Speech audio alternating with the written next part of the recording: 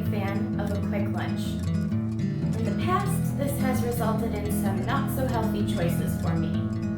I've waited in line for fast food, and before I knew it, my quick lunch wasn't so quick, and I didn't have a lot of nutrition on my plate. So today I want to share with you one of my favorite quick lunch recipes that's easy to pack and will give you the fuel you need to get you through the rest of your workday.